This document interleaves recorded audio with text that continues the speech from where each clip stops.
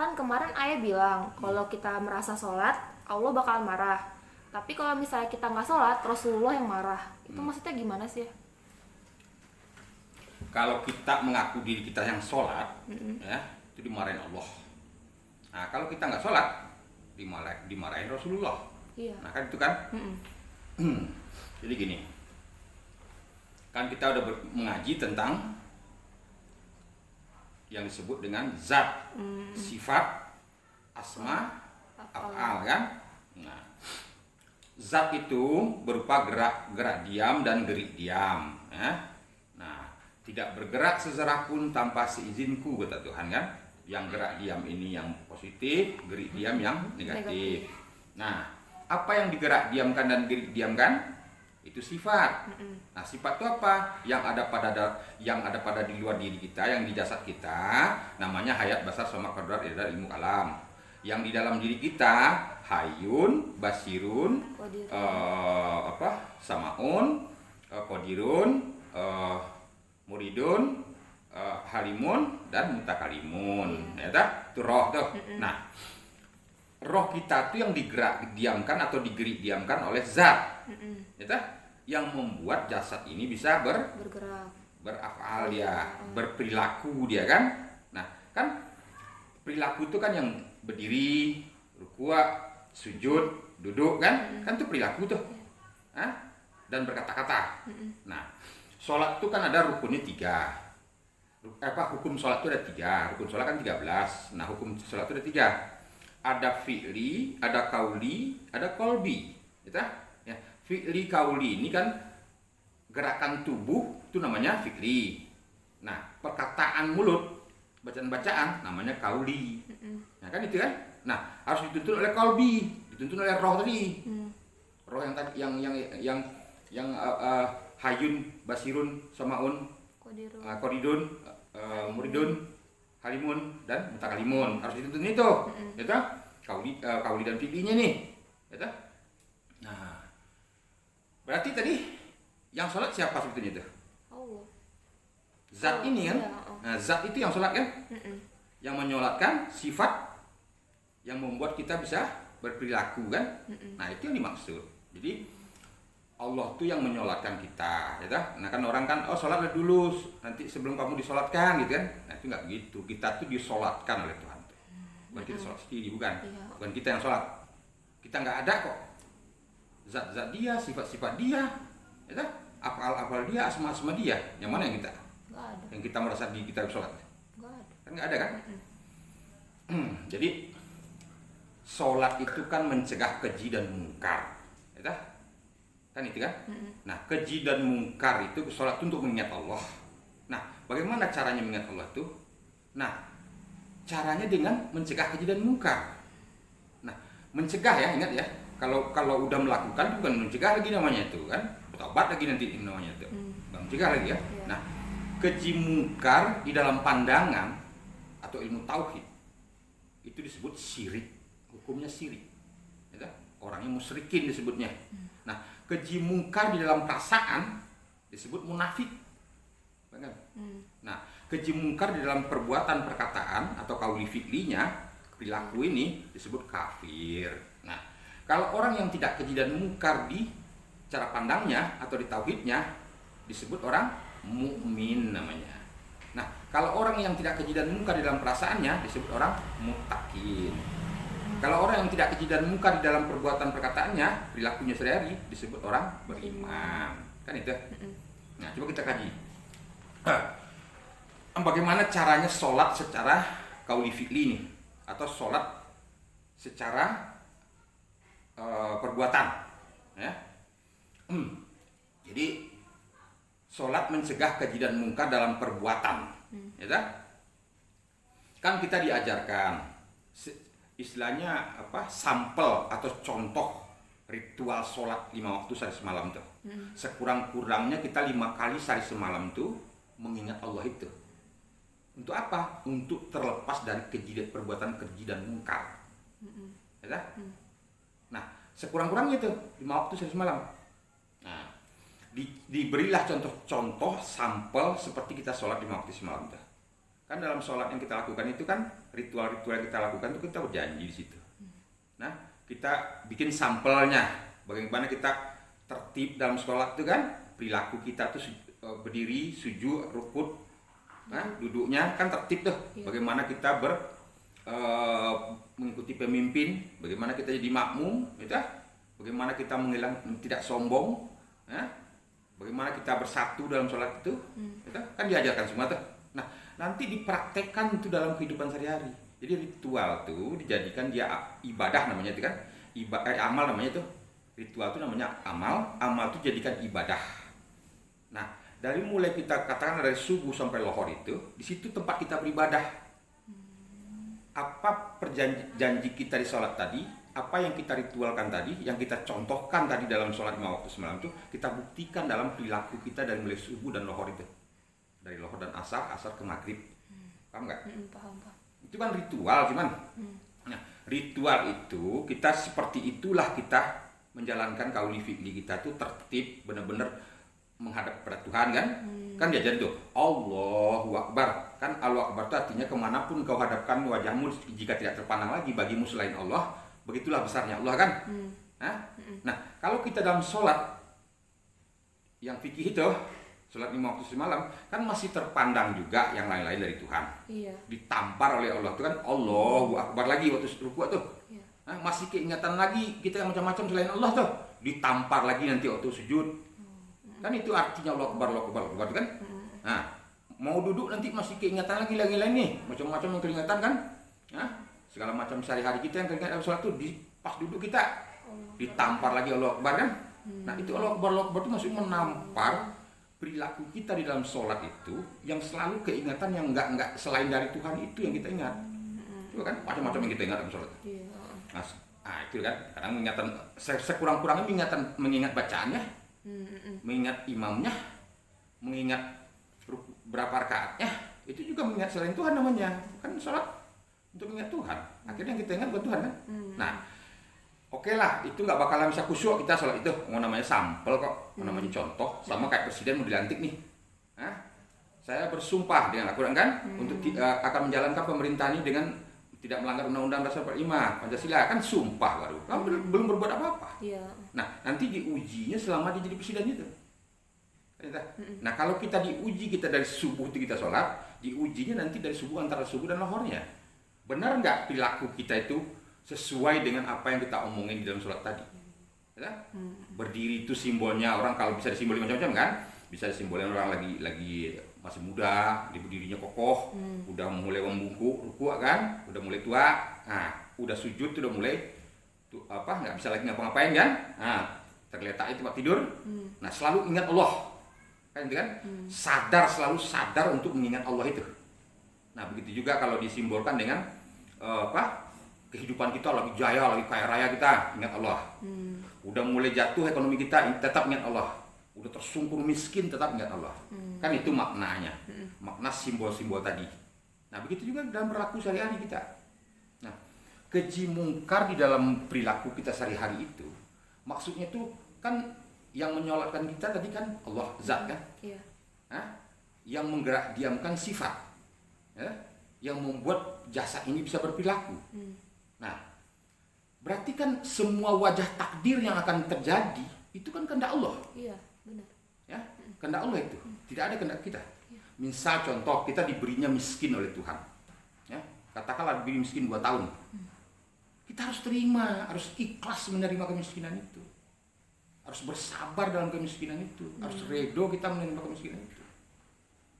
Paham nggak? Paham. Nah, kalau ikhlas kita menerimanya, ridho kita menerimanya, sabar kita menerimanya, itu Tuhan melipat gandakan nanti kenikmatan setelah itu. Tapi kalau kita nggak terima, itu yang disebut orang beriman, dia yakin bahwa takdirnya itu dari Tuhan. Mau susah mau senang. Nah, kalau orang yang nggak terima, mengeluh dia, wah ini saya nih gara-gara guna-guna orang nih, jadinya dagangan saya nggak laku, pertanian saya nih gara-gara ada orang yang sirik, yang jahil nih, yang segala macam nih, jadi cari kambing hitam keluar, menyalahkan orang lain, menyalahkan siapa-siapa gitu kan, kan itu. Jadi nggak terima dengan wajah takdir yang diberi oleh Tuhan. Begitu juga misalnya diberi oleh Tuhan keberadaan kaya sedikit kan, diberi oleh Tuhan rezeki yang nggak berlimpah sedikit lah, yang sedang lupa diri, pongah, sombong kan, merasa diri udah kaya raya kan. Nah, contoh misalnya orang baru dapat rumah kredit kan, tadinya ngontrak tinggal kan, nah dapat beli rumah kredit kita, wow udah pongah sombong kan, nah, mobil kredit nih udah lupa diri ya, orang ini dianggap miskin semua, nah, wah kaya nih, jadi bangga dengan harta kekayaannya itu kan, nah itu merasa dirinya yang apa, atas kemampuannya dia itu, dia lupa, dilupakan oleh hawa nafsunya, hawa nafsu iblis itu, yang melupakan dia untuk tidak mengingat wajah takdir itu sebenarnya dari Tuhan gitu. Nah itu disebut orang kafir. Orang kafir itu orang yang tidak menerima takdir dari Tuhan itu. Paham nggak? Paham. Kalau dia susah dicari kambing hitam orang lain, dicari kambing hitam segala macamnya. Kalau dia senang, dia lupa diri, dia merasa diri dia yang berusaha atas jerih payah dia, atas pengetahuan dia, atas usaha dia, katanya gitu kan. Nah itu yang disebut orang yang kafir. Jadi misalnya diberi sakit 5 hari misalnya kan, nggak bersabar dia, nggak mau sabar, mengeluh begini begitu kan. Nah jadi kalau orang yang benar-benar beriman itu meyakini itu wajah takdir itu semua dari Tuhan, dia bersabar menerimanya itu. Makanya Nabi Muhammad kan yang diminta oleh Nabi Muhammad tuh sehari lapar, sehari kenyang. Supaya sehari lapar tuh dia bisa bersabar. Oh iya. Nah, sehari kenyang tuh dia bisa bersyukur. Nah, sabar dan syukur inilah yang Tuhan akan melipat gandakan kenikmatan-kenikmatannya. Makanya orang-orang yang disebut orang beriman itu, orang-orang sidikin itu, orang mukmin itu, orang mutakin itu, orang solihin itu, ambiya-ambiya Allah itu, wali-wali Allah itu, apapun dia malah senang kalau diberi kesusahan oleh Tuhan. Supaya dia selalu bersyukur, selalu dia bersabar, selalu dia bersyukur, karena dia yakin dengan bersabar bersyukur itu Allah akan menjaganya dan dilipat gandakan kemuliaan setelah itu oleh Tuhan, berlipat-lipat, paham nggak? Terbalik dengan orang yang diberi keberkahan oleh Tuhan, dia lupa diri, ya, semua itu dia seakan-akan pada menipu diri kan, rumah kredit, mobil kredit kan, tapi bangga-bangga itu kan, kadang-kadang hidup pun ngontrak, kekayaannya kayak orang kaya raya kan. Padahal menipu diri kan, padahal dia tersiksa setiap hari. Di rumah makan, kadang-kadang nggak makan, berarti gaya, berarti kesohor. Itu kan menipu diri kan, tersiksa sendiri dia. Coba kalau kita apa adanya, nggak usah mengada-ada. Apapun wajah takdir yang diberi Tuhan kepada kita terima dengan baik. Kita terima dengan kalau misalnya kesusahan, sakit, musibah, kita bersabar. Diberi kelapangan, banyak rezeki, jabatan yang tinggi, ya, kita bersyukur. Nah cara bersyukurnya apa? Saling berbagi dengan teman-teman lain, dengan orang lain, gitu. Nah itu caranya kita kan yang qauli fi'li itu kan perbuatan dan perkataan. Nah bagaimana menuangkan perkataan dan perbuatan dalam sholat itu dinyatakan dia dalam perbuatan kita sehari-hari. Nanti kan? Nah, apapun yang kita pandang keluar diri kita maupun ke dalam diri kita, itu semua kehendak kuasa Allah. Jangan lihat makhluk.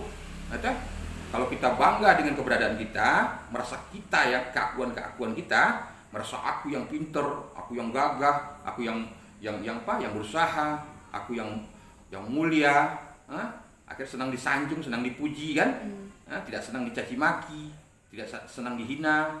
Nah itu tanda-tandanya itu orang kafir. Tahu nggak? Kan yang berhak dipuji hanya Allah, alhamdulillah. Nah kadang kita kan gitu kan, sedikit-sedikit alhamdulillah, sedikit-sedikit alhamdulillah. Nah, tapi belum kering lidah nih mengucapkan alhamdulillah, puji makhluk. Si Anu tuh baik banget, gitu. Oh menantu saya baik banget, anak saya pinter banget. Nah, puji makhluk kan? Ya, belum kering lidah alhamdulillah nih, puji makhluk. Paham nggak? Padahal nggak boleh kita memuji makhluk itu. Yang layak dipuji hanya Allah. Nah begitu juga kan. Nah sedikit disinggung orang, udah terbakar hati, emosi, segala macam kan. Nah itu iblis itu orang tandanya orang kafir. Paham nggak? Nah itu di dalam perasaan tuh. Kita dalam perasaan kita. rasa yang kita gunakan kan. Merasa tuh keakuan-keakuan kan.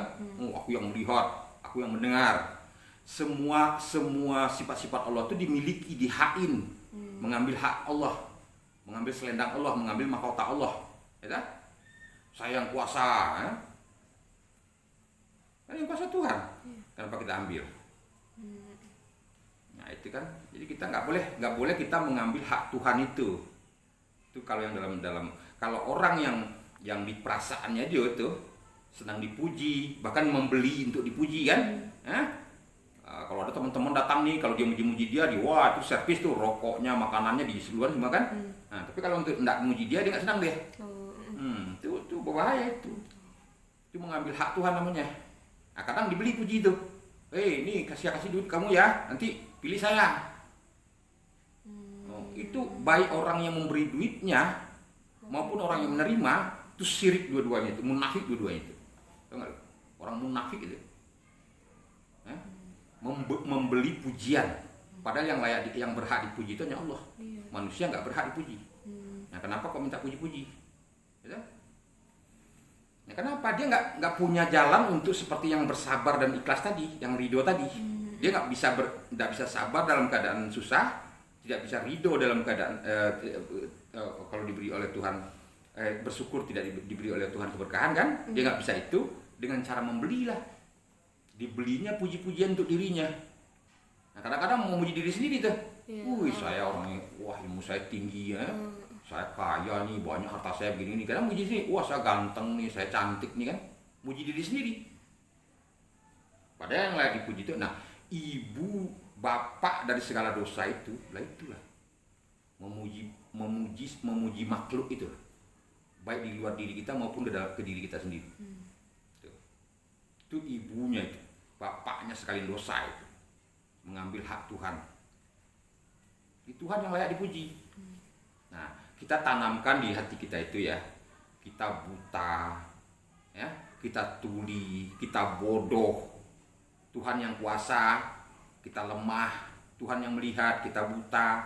Tuhan yang mengetahui, kita bodoh, ya. Tuhan yang berkehendak, kita pasrah. Harus begitu. Jangan dibalik. Tuhan kuasa, kita kuasa juga. Tuhan berilmu, kita berilmu juga. Nah, itu nggak boleh gitu kan. Jadi hak-hak Tuhan itu jangan dimiliki, jangan dikuasai, paham nggak? Nah itu cara kita sholat dalam perasaan, tanamkan dalam perasaan itu kita hina, papah, miskin, fakir kan, hina, kan, bodoh, lemah, tuli, bisu. Nah banyak dosa, ya kan? Orang-orang seperti itu yang disayang Tuhan, yang disenangi Tuhan. Kalau kita merasa lemah, Tuhan yang kuat, Tuhan yang perkasa, ya dibantu oleh Tuhan kita. Tapi kalau kita merasa diri kita hebat, merasa diri kita perkasa juga, ya terserah, jalanin sendiri kita Tuhan. Lu hebat lu. Itu mengambil selendang Tuhan namanya. Tahu nggak? Nggak boleh itu. Nah, bahkan kita tanamkan, coba selama ini siapapun lah, ada nggak kalian berperasaan tuh merasa dalam sehari itu mengingat mati? Allah yang hidup, kita mati ya tuh. Hayat itu kan sifat Allah. Hayyun itu kan sifat Allah. Hayat itu hidup, hayyun yang menghidupi.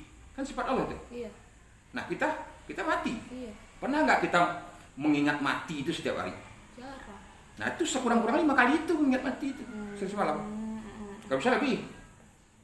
Ingat kita tuh mati, kita tuh buta, kita tuh tuli. Kita lemah, kita pasrah. Yang kalau misalnya Allah yang berkehendak, kita pasrah. Allah yang mau punya pengetahuan, kita bodoh. Allah yang berkata-kata, kita bisu. Nah, kita tuh mati itu artinya tidak ada. Yang ada tuh hanya kuasa Allah itu, zat yang menggerakkan sifat, yang membuat kita bisa berperilaku. Apapun perilaku yang ditakdirkan oleh Tuhan pada diri kita, terima dengan lapang hati. Kalau diberi kesusahan, sabar. Kalau diberi kesenangan, bersyukur. Kan gitu kan? Ikhlas dengan semua wajah takdir apapun yang akan dijalankan Tuhan oleh kita. Nah, kalau kita patuh nurut gitu, ya Tuhan akan melipat gandakan kenikmatan bagi kita. Waduh, nikmat banget kalau kita pasrah ke Tuhan itu. Besok beras sudah tidak ada, tiba-tiba ada aja terus rezeki besok pagi. Kalau nggak tengah malam kita dibangunin orang, ada rezeki datang. begitu nikmatnya minta ampun. Kita nggak diperbudak lagi oleh hawa nafsu dunia ini. Tuhan mencukupi kita semua itu. Apapun kebutuhan kita dicukupi oleh Tuhan. Nikmat sekali, benar-benar nikmat. Makanya orang-orang yang mutakin, orang sedikin, orang muslimin, orang mukmin, orang mukmin, mutakin, sidikin kan, solihin tuh, wali-wali Allah itu, wah nikmat, dia sangat merasakan nikmat itu, nikmatnya bercinta kasih dengan Tuhan itu. Kamu ya, kalau ada kedatangan presiden ke rumah kamu atau gubernur lah, kan terhormat banget kita tuh, kalau dekat kita dengan gubernur, wah sangat terhormat kan, terpandang kita jadi kan. Coba kalau dekat dengan Tuhan, dia pemilik alam semesta di sisi ini. Apa nggak dimuliakan kita? Banget lah. Nah, dimuliakan di mata Tuhan. Biar dihinakan di mata orang nggak apa-apa. Asal mulia di mata Tuhan. Nah, makanya orang-orang wali-wali Allah itu nggak mau dia dibeli dengan uang apapun. Dengan apapun orang untuk membeli dia, untuk didudukan jadi jabatan apa, dia nggak mau. Nggak, istilahnya itu dia nggak mau membeli kekuasaan itu. Nah, kalau diberi kekuasaan itu, kalau dia rasa dia bisa megang amanah, Tuhan memberi daya upaya untuk megang amanah, baru dia mau. Tapi kalau mesti harus, Pak kamu diangkat jadi menteri ini, mau Pak bayar 1 miliar 2 miliar, nggak bakal mau dia. Pak jadi menteri ya harus nurut sama presiden yang begini kan. Kalau salah pun disuruh presiden ikuti aja Pak, nggak bisa. Nah, orang kasih itu nggak bisa, nggak mau dia diatur. Begitu juga kalau di presiden kan, mau diatur oleh menterinya, harus diatur oleh partai politik, nggak bakal mau dia. Biar dia turun jadi presiden ketimbang dia diatur dia. Nah, dia meletakkan yang hak tuh hak, yang batil batil, nggak mau mencampur adukan antara yang hak yang batil. Paham nggak? Paham. Nah, jadi di perasaan kita tuh, tanamkan dalam perasaan kita itu bahwa kita tuh fakir, miskin, hina, papah, digagahi, lemah kan, pasrah, ya, bodoh. Nah, ingat mati setiap hari itu kita. Makanya kalau almarhum Guru Sudur kan, sering dia pergi ke ziarah kubur tuh, itu cara dia untuk mengingat mati setiap hari. Almarhum Guru Sudur tuh. Jadi kita contohlah orang-orang wali-wali Allah itu yang bagaimana karakter dia. Dia orang tidak membeda-bedakan orang dari ras apapun, dari suku apapun gitu kan. Tidak membeda-bedakan manusia itu dari agama apapun gitu kan. Nah, dia tidak memandang jabatan itu dunia ini tinggi-tinggi amat gitu kan. Yang tertinggi itu, makanya di sorga itu nggak ada kiai, nggak ada ulama, nggak ada ustadz, nggak ada apa lagi namanya, Pak Haji, Pak Haji itu nggak ada di sorga, nggak ada ayatnya yang bilang gitu. Iya benar. Yang ada tuh orang sidikin, orang mukmin, orang mutakin, solihin, orang yang sabar, orang yang syukur, orang yang ridho, orang yang ikhlas, tuh. Jadi kiai, jadi ulama, jadi ustadz, jadi Pak Haji, nggak ada jaminan itu. Paham nggak? Paham. Jadi orang-orang yang benar-benar memasrahkan dirinya kepada Allah itu, apapun wajah takdir yang diberi Tuhan itu kepada dia terima, itulah nikmat. Coba orang diberi, katakanlah seseorang itu diberi susah hidupnya, dapat uang cuman 10.000, 15.000 sehari, gitu? Ya kan lebih yang rasionalnya lah 50.000 sehari, gitu? Dia beri beras 1 liter kan, diberi tempe tahu, cukup dia makan 3 beranak. Anaknya jadi anak yang soleh, anaknya jadi juara 1 di sekolah, misalnya kan, jarang sakit, misalnya kan, pada sehat, pada rukun di rumah tangganya. Ada satu orang nih, ini orang yang syukur tadi nih, orang yang sabar dan bersyukur hidupnya. Yang satu lagi dikasih duit 1 juta sekali, pongah sombong dengan kaya macam kan, merasa kakuannya gede, kakuan semua hak Tuhan itu diakui oleh dia, senang dipuji, senang disanjung, tidak senang dicaci maki orang, senang dihina orang kan, semua hak Tuhan dipakai oleh dia. 1 juta dapat sehari ini. Anaknya narkoba, suaminya entah kadang pulang kadang enggak, istrinya juga ngelayap kemana-mana, anak sesuka-suka anak, kasih aja anak jajan 200.000 satu orang tuh, makan di mana anak-anak tuh, antara sakit, entah narkoba segala macam, mana yang enak? Bersyukur lah. Nah itu kan, jadi jangan dilihat kuantitasnya, lihat kualitas dari rezeki itu, paham nggak? Paham. Jadi Tuhan tuh mau mendatangkan nikmat itu dari keberkahan yang apa yang kita dapat. Keberkahan dari apa yang kita syukuri. Keberkahan dari kesabaran kita itu. Paham nggak tuh? Nah, itu dari cara kita mencegah keji dan mungkar di perasaan. Jangan diambil hak-hak Tuhan tuh diaku jadi milik kita. Jadi orang munafik itu namanya. Paham nggak? Nah, kalau kita mau jadi orang yang mutakin, orang mutakin kan? Nah, dia nggak mau mengambil hak Tuhan tuh.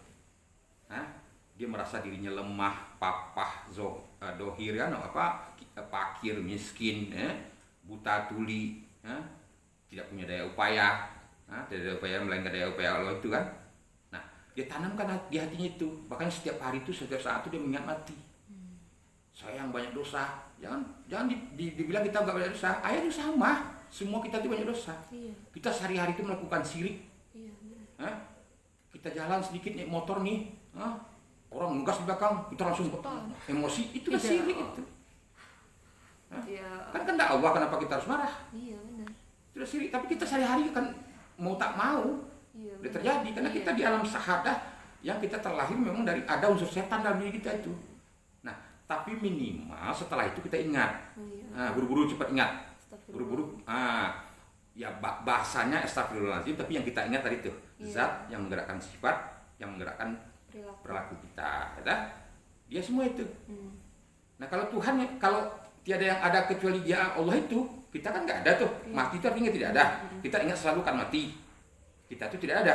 Lah, apapun wajah takdir yang akan terjadi pada kita kan, berarti kan kalau yang ada hanya Allah. Masa Allah marah dengan wajah takdir yang dibikinnya sendiri? Iya. Nah, itu hakikatnya gitu kan? Ya enggak lah. Dia yang bikin kok. Sandiwara dia kok. Dongeng dia kok. Panggung sandiwara yang dia bikin kok. Masa dalam main wayang gitu, dikasih wayang ini, dipukul sama wayang ini, masa wayang ini sedih? Nggak, benda mati.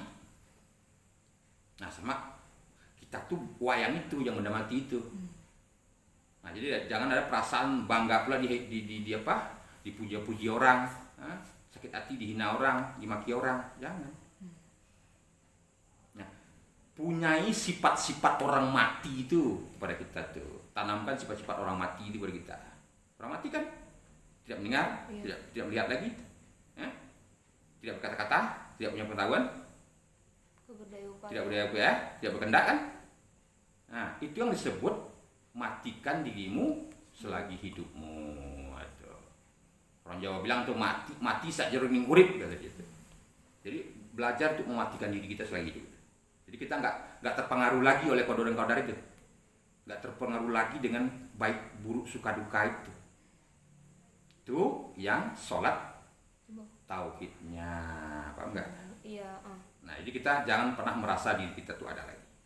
Kalau kita ada, Allah ada dua wujud. Berarti apa? Syirik, gitu kan? Jadi tanamkan selalu pada diri kita itu bahwa kita itu tidak ada. Adam itu artinya tidak ada. Nah, maksud Adam tidak ada itu kan dia digoda oleh iblis itu, merasa dirinya ada. Nah, tuh. Padahal tidak ada. Jadi kita merasa ada, Tuhan ada itu yang syirik. Padahal kita Adam. Adam itu artinya tidak ada. Nah, yang barang tidak ada mengaku-ngaku ada. Yang barang tidak ada mengaku mendengar, mengaku melihat, mengaku berilmu, mengaku berkendak, mengaku berkata-kata, mengaku berpengetahuan. Nah, itu yang syirik. Paham nggak? Tuh, jadi berpantanglah kita merasa diri kita itu ada dengan cara mengingat mati setiap saat itu. Ingat mati itu. Mati itu artinya tidak ada ya. Bukan mati bunuh diri selanjutnya, enggak. Mati itu artinya tidak ada. Tuh, jadi itu maksudnya. Jadi mencegah keji dan mungkar dalam perasaan, dalam cara pandang itu kita mentiadakan diri kita, mematikan diri kita. Mencegah keji dan mungkar dalam perasaan, kita jangan mengambil hak Tuhan itu. Nah, mencegah keji dan mungkar dalam perbuatan, perkataan kita, jangan sekali-kali kita menolak atau mengingkari takdir apapun wajah takdir, baik pada diri kita ataupun di luar diri kita, itu semua kehendak Allah. Jadi apapun yang kita pandangi sehari-hari ini, baik ke diri kita maupun ke luar diri kita, itu semua kehendak kuasa Allah. Nah, itu yang kita harus tanamkan setiap hari itu. Nah itu nanti jadi orang mulia kita, dimuliakan oleh Tuhan itu, bukan dimuliakan oleh manusia ya. Tuhan yang memuliakan kita. Paham nggak? Ya ibaratnya itu Tuhan memuliakan dirinya sendiri. Wong zat dia, sifat dia, asma dia, afal dia kok. Paham nggak? Coba renungkan aja tuh, bagaimana caranya kita mentiadakan diri kita itu, yang ada hanya Allah itu. Renungkan aja dalam sehari-hari itu, bagaimana caranya. Nah, di sholat itu kalau yang sholat yang sesungguh-sungguhnya sholat itu ya Allah lah. Yang sesungguh-sungguhnya sholat itu ya sifat lah. Paham nggak? Kita mana ada barang yang nggak ada kok mengaku-ngaku diri sholat. Kita kan barang yang nggak ada. Kalau nggak ada zat itu mana ada sifat, mana ada af'al. Kalau nggak ada zat dengan sifat mana ada af'al. Nah, yang ma'rifatullah itulah zat, ya. Yang hakikatnya roh itu yang sifat, ya. Jasad ini yang syariat, ya. Nah, syariatullah itu wajar takdir yang dikehendaki Tuhan kepada diri kita dari mulai kita lahir sampai kita mati, ya. Nah, tapi sayangnya ada orang membuat syariat lain lagi. Syariatullah itu dibuat lagi syariat oleh manusia yang macam-macam kan. Sholatlah kalian tuh, kadang-kadang sholat 5 waktu tuh sunahnya ini, sunahnya itu, sholat sunah duha lah semacam. Akhirnya nanti dari sehari-hari kita tuh hidup kita sholat begini-begini ya terus. Iya. 24 jam itu sholat kan.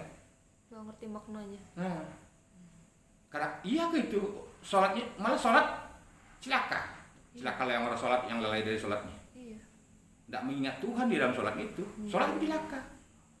Orang nggak memahami itu. Oh bikin tuh sunnah ini, sunnah itu, hadis ini, hadis itu, semacam kan?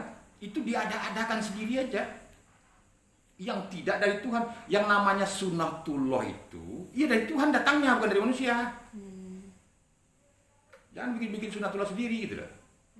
Nah, yang puasa begini, haji begini, segala macam begini kan, zakat begini. Itu kan yang sunnah-sunnah yang dibikin manusia. Iya.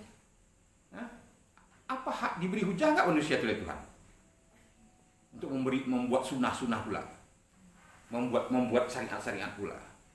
Nah kita ikuti syariatullah, hakikatullah, ma'rifatullah. Ya, jangan ikuti syariat-syariat yang dibikin Allah. Walaupun apapun iming-imingannya, apapun takut-takutannya. Oh nanti kalau kamu nggak sholat masuk neraka, atau kalau nggak sholat kami gebukin, jangan ada usah takut. Nah, kita yang sesuai dengan perintah Allah aja. Sunnatullah itu maksudnya sunnah hakikatnya dari Allah itu datangnya, tidak dari manusia. Kan ingat ya, saya udah bilang kemarin kan, ijma atau kias itu bisa saja dia dari gerik diam, dari Azazil turun ke bawah menjadi hawa nafsu, turun ke bawah menjadi iblis, setan ya. Jadi dari Azazil menjadi iblis, dari iblis menjadi hawa nafsu, diperbudak kita oleh nafsu itu, merasa ada diri kita, karena merasa ada kita bisa juga bikin undang-undang hukum. Nah jadi namanya setan. Hati-hati nih jadi orang-orang jadi ulama nih, apalagi kayak MUI itu, kadang ngada-ngadain, lama-lama kulkas lagi dibikin halal ya kan, sandal lagi bikin halal kan, aneh-aneh aja tuh. Di orang nyari duit aja, nggak usah pakai agama ditunggang-tunggangin seperti itu gitu. Paham nggak? Halal haram, surga neraka yang dikaji tapi nggak sesuai dengan kaidah, nggak sesuai dengan kehendak kemauan Tuhan itu. Siapa ada nggak yang memberi hujah? Tuhan memberi hujah nggak kepada MUI misalnya kan, kepada ulama atau apalah? Ada nggak hujah Tuhan disuruh dia membuat sunatullah juga? Nabi Muhammad saja membuat sunatullah, merubah sunatullah, membuat sunat sendiri ditegur oleh Tuhan. Apalagi kita ulama, apalagi kita cuma MUI, nggak bisa. Hati-hati. Ya. Benar-benar dulu sesuai nggak dengan kehendak Tuhan itu? Apa yang kita mau buat ijma segala macam atau kias segala macam, hati-hati. Nah makanya kan itu kalaupun kita bikin, kita sepakati bersama berbentuk ijma, ingat ya itu hanya pendapat, tidak mesti diikuti orang. Jangan pendapat itu dipaksakan supaya diikuti orang, nggak boleh itu. Itu hukumnya kamu bikin, bukan Tuhan yang bikin. Paham nggak? Ada jaminan nggak kamu itu dapat hujah dari Tuhan? Itu persoalannya. Ya, kalau nggak dapat hujah dari Tuhan, hati-hati. Jangan seakan-akan jadi hukum juga dia. Nggak boleh itu. Paham nggak? Nah, bolehlah kalau soalnya hukum negara kita sepakati bersama, ditunjuk oleh orangnya oleh masyarakat. DPRD tingkat daerah, DPRD tingkat provinsi, DPRD pusat, misalnya kan, diberi dia wewenang bikin perda di daerahnya kan, diberi wewenang dia menjadi mungkin undang-undang, itu boleh nggak apa-apa, tapi jangan di kitab sucikan juga undang-undang tuh, bisa direvisi, bisa dirubah, bisa dianulir, bisa diuji di Mahkamah Konstitusi kan. Nah, orang yang menguji ini juga gitu. Kalau bisa sih orang Mahkamah Konstitusi itu hendaklah orang-orang yang udah selesai dengan dirinya, orang-orang yang paham marifatullah, orang yang paham dengan ilmu tauhid. Kalau nggak paham ilmu tauhid nanti dikasih uang segepok, undang-undang itu jadi undang yang salah pun bisa dibenarkan, atau undang-undang yang benar bisa disalahkan, itu kan. Nah itu kan kalau ayah sih pengennya tuh kalau MPR tuh harusnya tuh. Nah itu jangan orang partai di situ. Nah itu kalau bisa tokoh-tokoh masyarakat yang udah selesai dengan dirinya, antara dari Buddha, Hindu, Kristen kan, Islam paling banyaknya. Nah orang-orang yang udah selesai dengan dirinya, dia nggak mau jabatan lagi, nggak mau dunia lagi gitu kan, dia benar-benar ingin mengabdikan hidupnya untuk negara ini. Nah mereka duduk di situ harusnya, ya, non partai. Nah itu yang harusnya tuh. Nah termasuk orang-orang yang sekitar presiden tuh, penasihat presiden. Nah jangan orang-orang partai diambil. Nah itu harus orang tokoh-tokoh yang udah selesai dengan dirinya, yang bisa mengontrol presiden itu. So, manusia juga presiden itu kan, bisa punya kilap lupa juga kan. Nah itu harusnya gitu loh. Ada pertanyaan nggak? Ada. Apa tuh? Kan kalau misalnya nih habis sholat kita kan biasanya baca-baca doa gitu kan. Kan Allah udah nentuin takdir kita nih. Kita perlu nggak sih doa-doa kayak gitu, misalnya kayak beri hamba rezeki yang banyak, ilmu berlimpah kayak gitu-gitu loh. Buat apa lagi kita berdoa? Iya benar. Coba ya. Ini contoh ya. Ini matahari. Ini bumi. Ini bulan. Ya. Katakan kita lagi susah nih. Katakan kita dapat pantulan cahaya dari matahari ke bulan dulu. Dari bulan ke bumi. Dapat terang juga deh kan? Terang juga dikit kan? Nah, ada yang langsung dari matahari ke bumi ini. Terang kan? Apa bumi pernah meminta kepada matahari untuk disinari? Enggak. Tanpa diminta pun disinari terus kan? Iya, benar. Kenapa harus diminta lagi? Iya, makanya. Cara memintanya itu tadi saya bilang kan, kalau kamu Bersabar. diberinya takdir susah, bersabar. Tuhan sangat senang dengan orang yang bersabar.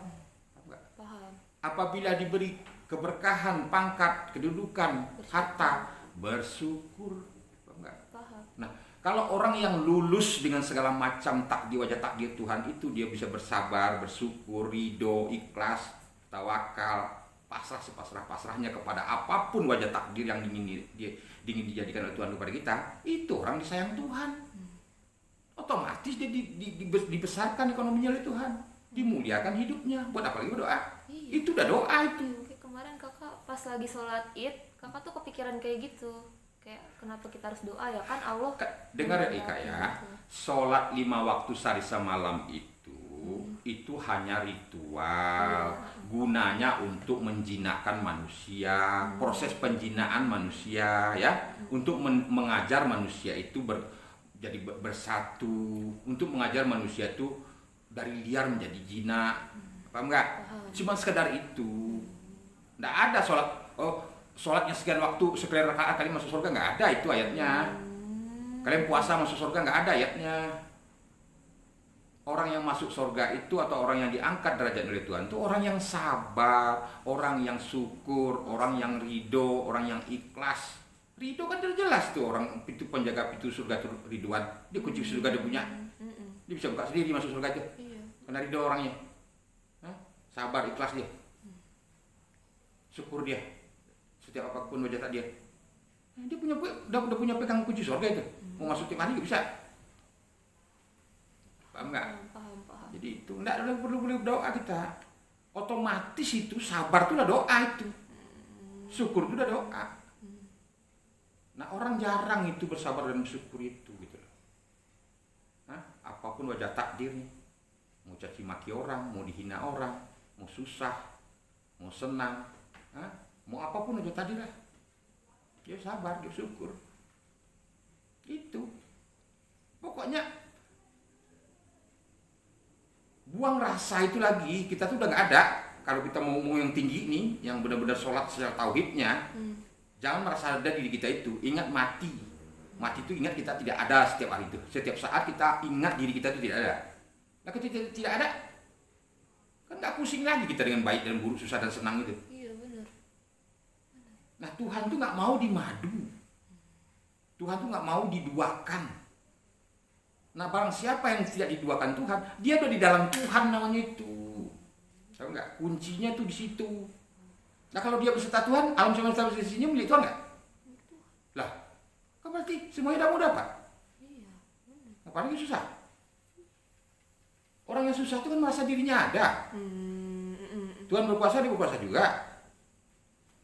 Tuhan berkehendak, dia berkehendak juga. Tuhan yang pintar, dia pintar juga. Kan itu. Nah itu yang iblis, itu yang setan. Tertipu dia, dipenjara oleh hawa nafsunya.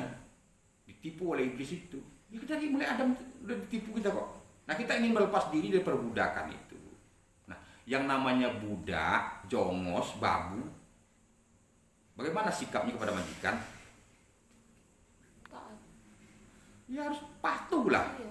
tunduklah. Nah ini enggak, orang jadi babu iblis, merasa dirinya ada. Nah merasa diri ada, kita merasa kuasa, kita merasa segala macam itu, berkehendak segala macam itu, ingin puji, ingin sanjung pula. Nah itu disebut, itu orang yang hina, itu bapak ibu dari segala dosa, yang tidak berampun itu. Mau kiai kayak dia, mau ulama kayak dia, mau ustadz kayak dia, mau pak haji kayak, kalau itu kelakuannya, iblis kan dia tuh. Iblis bersoban kata orang kan, iblis berjenggot. Paham nggak? Iblis gelar kiai, ustadz. Iya. Kerja di departemen agama, misalnya kan, tidak ada jaminan itu. Yang dijamin oleh Allah tuh orang yang setiap saat tuh merasa dirinya tidak ada lagi. Ya? Makanya dia bersabar. Kata-kata sabar tuh, orang yang bisa sabar tuh orang yang udah nggak ada dirinya itu. Kalau masih ada dirinya ya enggak. Bagaimana dia bersabar? Gimana dia mau diridho dia? Mana mau ikhlas? Sederhana kok sebetulnya. Cuman kan karena orang tuh dari dikuasai oleh hawa nafsu iblis itu, dia selalu merasa dirinya ada. Itu repotnya. Nah, kayak disebutkan setan tuh musuh yang nyata, sangat nyata dia. Kita baru keluar dari perang kecil, kata Nabi Muhammad, kan kita masuk ke perang yang besar, perang mengendalikan hawa nafsu iblis itu, yang ada pada diri kita masing-masing.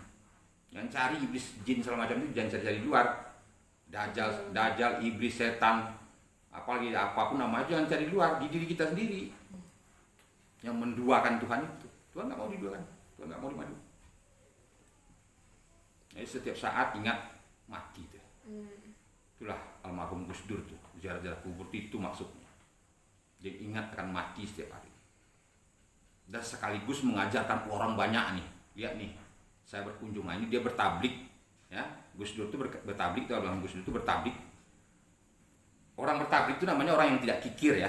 Yang sifat tablik itu orang yang tidak kikir. Ya.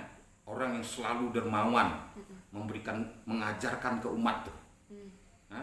Bagaimana bersikap, bagaimana berperilaku, bagaimana berkata-kata. Ya. Berkata-kata terus benar-benar jujur.